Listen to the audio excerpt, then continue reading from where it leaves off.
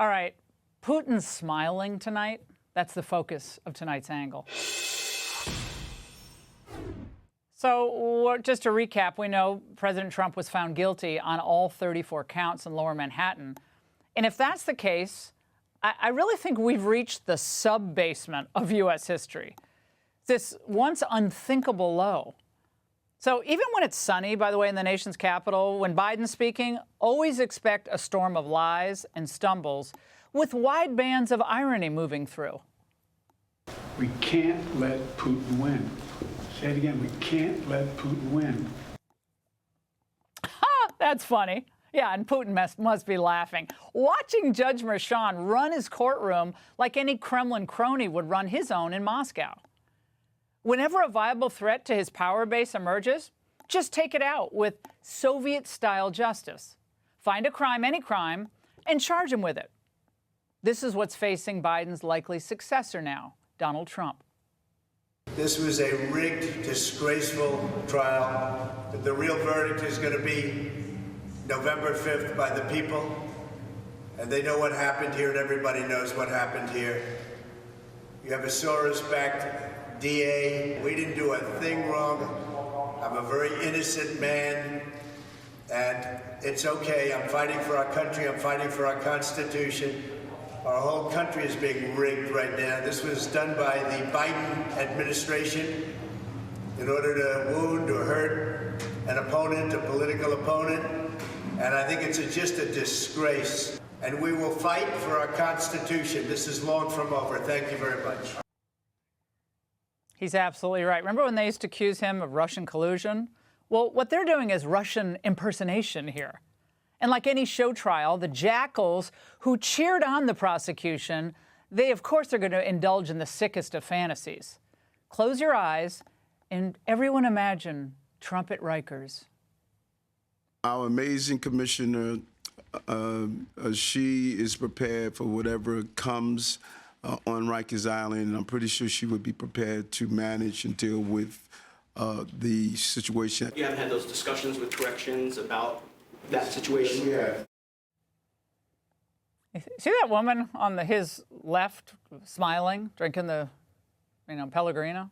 Smiling. Of course, what else would Adams be focusing on other than Trump at Rikers? After all, he has violent crime totally under control in Manhattan. Now, if you think the Democratic Party is spending its time trying to figure out how to solve the problems you care about, you've told every pollster that you care about, think again. Their focus has been entirely on holding on to power with an iron fist. And that required their attempts to humiliate Donald Trump, of course, with the ultimate goal of removing him from the campaign trail, which they hope the sentencing actually will do. So Democrats, of course, are going to salivate over the prospect that a man with Secret Service protection leading in most of the polls could be marched off to jail. Phew. Biden won't have to debate after all. Well, they fall asleep at night thinking, classy felonies, they were punishable, but they do the math. What, it's 136 years total? All 34 counts if you get the maximum? Or Trump in an orange jumpsuit? Yeah. Liberals once believed in preserving civil liberties. I remember those liberals. And they talked about overzealous prosecutors, the danger of prosecutors totally running out of control. But that was out the window. It was out the window with Trump because Trump broke them. Trump revealed them. Today, David Nakamura at the Washington Post explained that even Trump, if he avoids jail, he may be sidelined from doing rallies or any campaigning, saying Trump would be required to clear any out-of-state travel with a probation officer. If Trump were to serve home confinement at his Mar-a-Lago resort, New York authorities would likely have to work with his counterparts in Florida to accommodate him.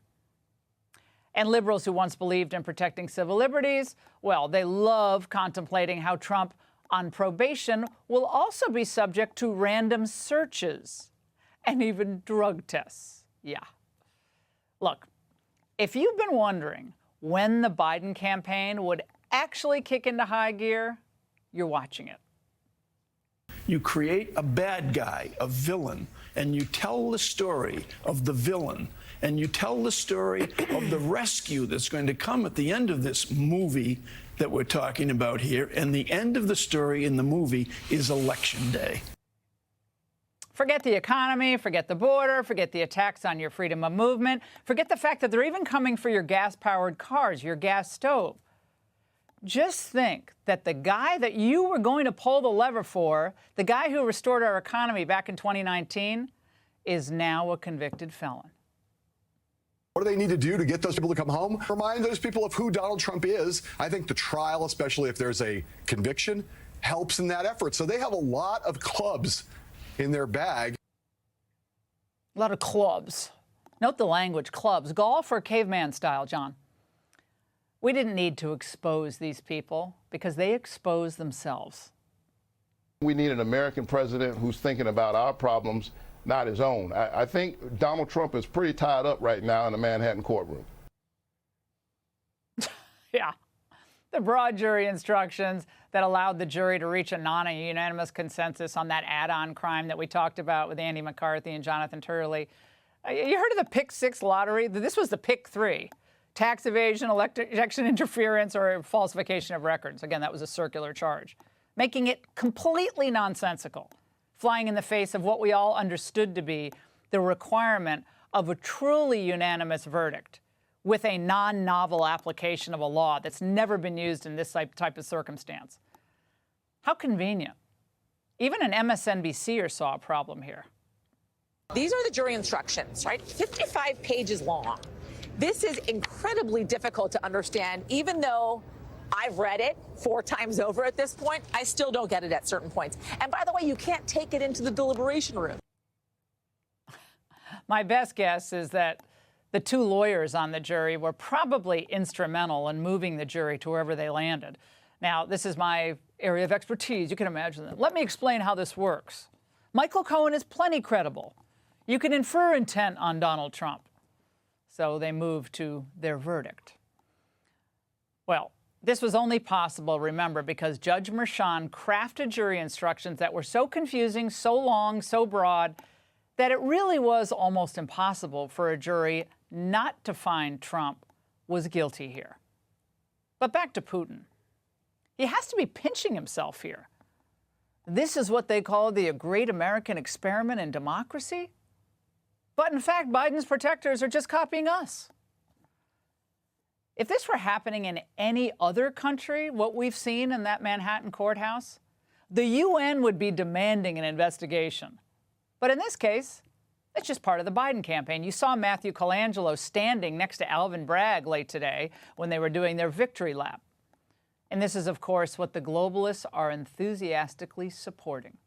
And that's the angle. Hey, Sean Hannity here. Hey, click here to subscribe to Fox News YouTube page and catch our hottest interviews and most compelling analysis.